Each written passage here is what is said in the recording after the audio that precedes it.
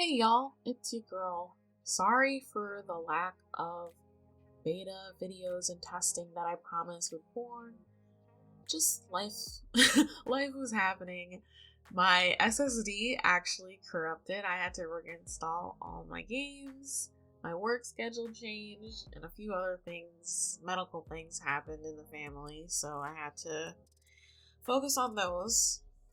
But other than that, I am excited for June 5th and the release of Etheria Restart, as well as I've been playing some other gachas as well to kind of eat up the time. And some things that I really liked from Etheria Restart that I did get to try was the RTA PvP. It was super fun. I definitely liked it more than I thought I would. And the guild battles too. Those were exciting and it was fun just working with hypothetical group of people. Unfortunately, I did not get far enough that I could try the co-op battle, which is unfortunate because I was really looking forward to doing that part of the game. But I'm sure I'll have much more chances when the game officially releases and I won't have to worry about all this other stuff happening. But some things that I really disliked were the scarcity of the SSR lattice and just being able to skill up your characters like that. I don't know why they didn't put more of that resource in the events, because I only saw it once in the battle pass, and I think that's the only one that I got. Unfortunately, I honestly just can't remember. I think as well in the events it only gave the purple lattice for the SRs, and that's great and all, but I want to use my fancy units that I've pulled. You know what I mean? Also, the light and dark banner pull scarcity was real. I want Messiah when the game releases, and I don't think I'll be able to get him because of how little there are of that currency. The I can't remember the name. Ah, it's okay though.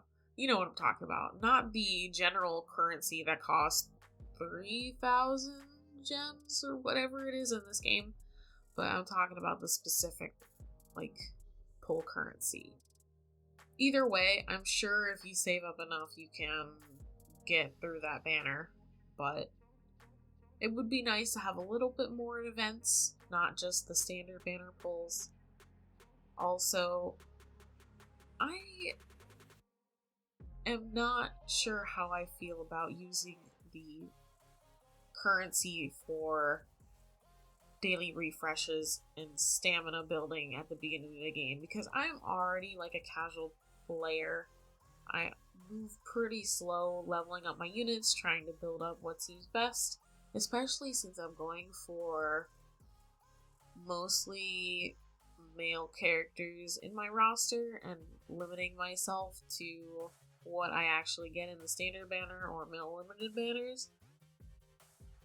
I might not use any to refresh and just save my gems, because I believe in having a more diverse roster than scaling up your characters immediately, because you can always build them later when there's downtime. And that's kind of what happened to me in other gacha games that I've played when there are downtimes and I don't really feel necessary to spend on the banner. And I would rather take my time in RTA because I know I'll be a little bit slower than the the whales anyway, so what's the point? Why push when I'm just going to be second to the whales, you know? So I personally don't think I'll be using any daily refreshes as I am only trying to have fun and not even reach the leaderboards because I know it's kind of impossible unless you have ungodly hours into the game. And that's just simply not me. I also would rather wait to be serious in RTA, as the longer you wait, the better gear is gonna drop eventually. It's just how gachas work. But yeah, that's basically kind of all my thoughts I have for Etheria Restart going into June 5th. Very excited. I did swipe, which was a given, because I was planning on being a low spender, at least for the beginning, and seeing how the game goes, and if it keeps impressing me, of course, I'll keep supporting what I like. So, yeah, I will definitely be coming back June 5th, probably starting with Boring again, or Hellkid, one of the two. Have not decided, but I really liked Boring's playstyle, and I don't think I want to let that go. Hey, editor me here. I just wanted to say that, of course, the day I'm thinking of posting this video, the Etheria changes come out with all the buffs and nerfs, and I saw Boring got a buff. Super excited, and he can deal a lot more damage now. So I'm probably definitely going to be starting him. Also, Rahu got a buff as well. Like, that was pretty major. And I am looking forward to building both of them. Hellkin remains untouched. So I guess I know what I'm going to do now for my starting for Etheria. Back to your scheduled yap session. As for outside of Etheria Restart and what I've been filling my time with while I'm waiting, I have accomplished getting M3 Hugo and ZZZ. Very proud. I've been saving for a while now. Unfortunately, I did not get the M6, but it's okay. I can always get it later because, in my opinion, 2.0 looks horrible for my account. I didn't like any of the banner characters kind of advertised in that trailer. I thought they wouldn't fit my vibe. I am probably going to be skipping all of 2.0 banner-wise unless they come out with something better. So I will have so much currency for Hugo's rerun.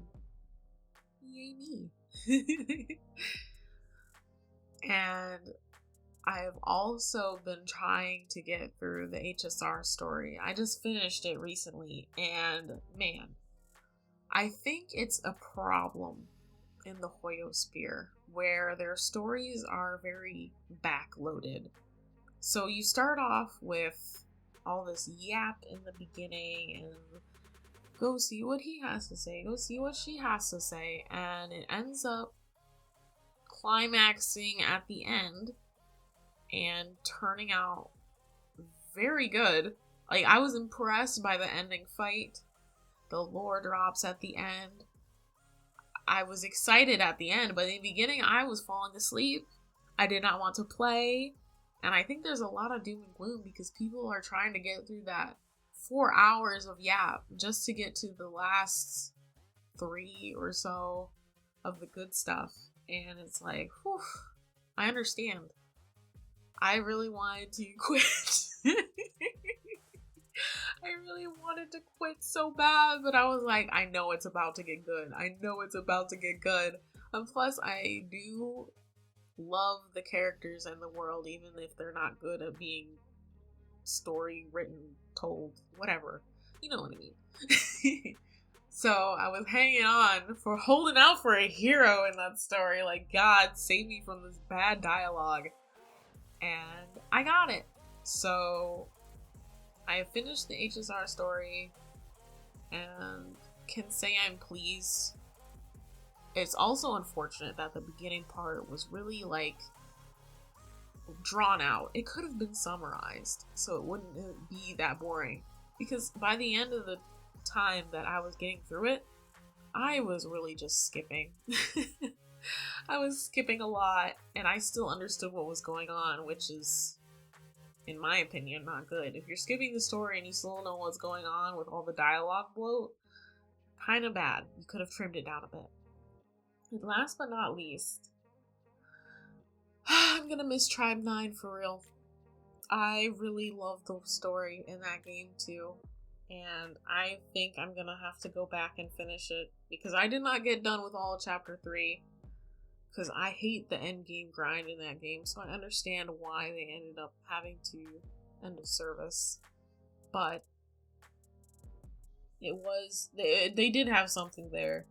Unfortunately, I just don't think they got things fleshed out enough to make it cohesive to their audience, and it's unfortunate because it was a really good game. And I think that's all I wanted to yap about today. Hopefully this video gets up soon, and hopefully I continue with more updates. I'm not sure if I just want to stick to Etheria Restart for this channel, mostly just kind of testing it out. I like yapping a lot and making videos, so I'm kind of feeling out what I want to do so far. Also, I got a new mic. Hopefully that changes how I sound, because I know my old mic was letting in a lot of stuttering and S's sounding awful. So I got a new mic, and I'm also using new editing software, which I'm not used to, so hopefully this video doesn't turn out as bad as I feel like it will. And hopefully new video when the game comes out. Yeah, can't wait for June 5th. See ya, guys.